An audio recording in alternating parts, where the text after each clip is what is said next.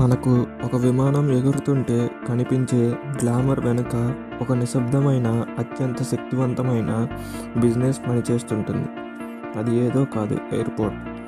చాలామందికి తెలియని నిజం ఏమిటంటే మనం ఫ్లైట్ ఎక్కుతున్నాం అనుకుంటాం, కానీ నిజానికి మనం ఒక పెద్ద ఎకానమీ సిస్టంలో అడుగు పెడుతున్నామని.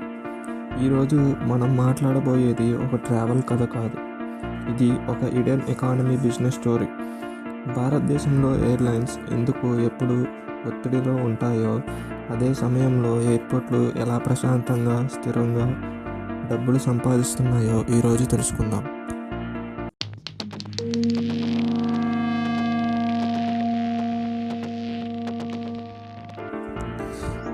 ఎయిర్లైన్ బిజినెస్ని దగ్గరగా చూస్తే ఇది చాలా రిస్క్తో నడిచే రంగం అని అర్థమవుతుంది.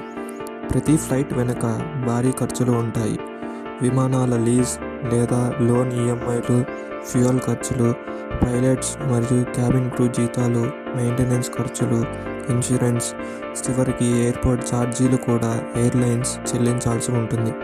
ఇన్ని ఖర్చుల తర్వాత ఎయిర్లైన్ దగ్గర మిగిలే లాభం చాలా తక్కువగా ఉంటుంది.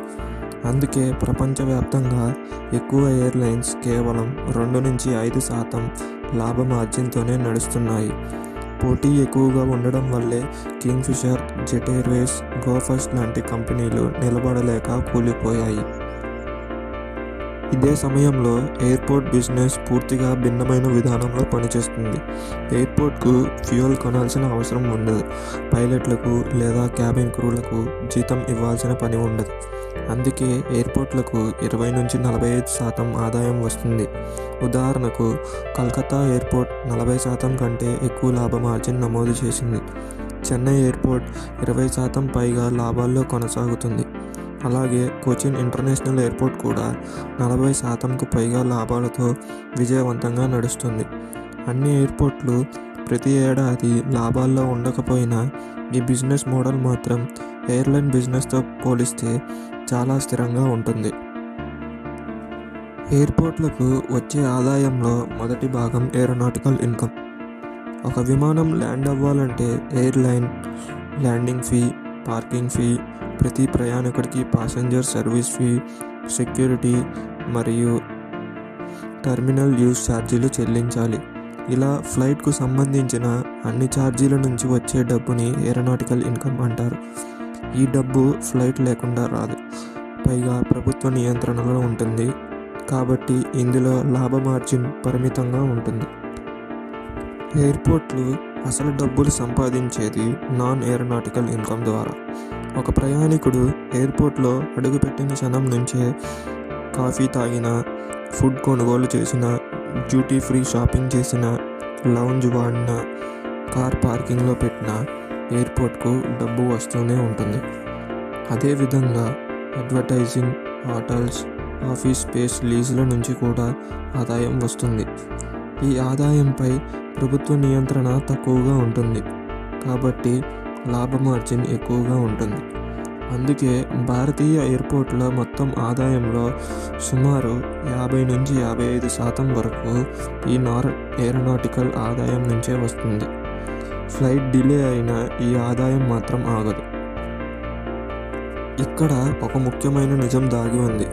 ఎయిర్లైన్స్ ఎయిర్పోర్ట్ల మీద ఆధారపడతాయి, కానీ ఎయిర్పోర్ట్లు ఒక ఎయిర్లైన్ మీద ఆధారపడవు. ఒక ఎయిర్లైన్ ఒక రూట్ వదిలితే వెంటనే ఇంకో ఎయిర్లైన్ దాన్ని భర్తీ చేస్తుంది. కానీ ఎయిర్పోర్ట్ లేకుండా ఏ ఎయిర్లైన్ అయినా పని చేయలేదు. అందుకే ఈ వ్యవస్థలో ఎయిర్పోర్ట్ ఒక ల్యాండ్ లార్డ్ లాంటిది, ఎయిర్లైన్ మాత్రం ఒక టెనెంట్ మాత్రమే. ఈ కథ మనకు చెప్పే అసలు బిజినెస్ పాఠం ఏమిటంటే, నిజమైన డబ్బు గ్లామర్లో కాదు, భవిష్యత్తులో స్థిరమైన ఆదాయం ఇస్తున్న ఇన్ఫ్రాస్ట్రక్చర్లో ఉంది. ఒక సర్వీస్ బిజినెస్లో ఎల్లప్పుడూ పోటీ ఉంటుంది, కానీ మీరు భూమిని, ఎయిర్పోర్ట్ యాక్సెస్, టెర్మినల్ను సొంతం చేసుకుంటే ఆ గేమ్లో నియమాలు మీరే నిర్ణయించగలరు. అందుకే పెద్ద గ్రూపులు, పెట్టుబడిదారులు ఎయిర్పోర్ట్లు, పోర్ట్లు, డేటా సెంటర్లు వంటి అసెట్ హెవీ బిజినెస్లలో పెట్టుబడి పెడుతున్నారు. తర్వాతసారి మీరు ఎయిర్పోర్ట్లో నడుస్తూ విమానాల వైపు చూస్తున్నప్పుడు ఒక విషయం గుర్తుంచుకోండి. ఈ గేమ్లో అసలైన శక్తి విమానాలు ఎగరడంలో కాదు, భూమిని ఓన్ చేసుకోవడంలో ఉంటుంది. ఎందుకంటే విమానాలు మారవచ్చు, మార్గాలు మార్చబడవచ్చు, కానీ ఎయిర్పోర్ట్ ఎప్పుడు ఆ ఆటను నియంత్రిస్తుంది. ఇలా మరెన్నో వీడియోస్ కోసం మా ఛానల్ని సబ్స్క్రైబ్ చేసుకోండి.